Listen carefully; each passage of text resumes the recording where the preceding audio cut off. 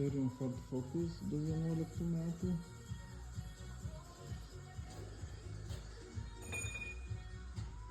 Reikia pakeisti galinio tilto celiamblokus.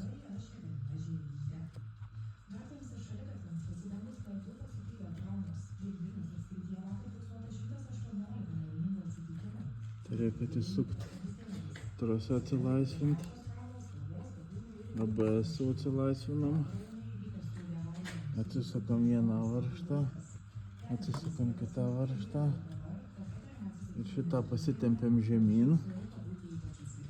Va taip pasitempiam žemyn, užsikišam pagalį. Aišku. Dar va čia va įremiam šitą. Tada užsikišam pagalį. Nu čia tokį skirtą šarnyram išimt, bet aš jį naudoju ir įpresuot celiamblokum. Viską įsivalom, pasitepam, užsižymėm markerį ties kur ausis turi būti. Nu ir įsipresuojam. Aš tai pradžiai išimant nusipjaustau ausis.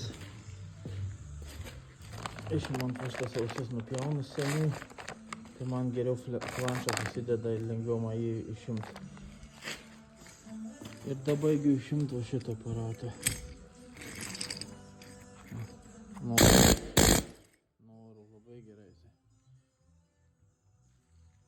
Visokių panaudoju įrankių.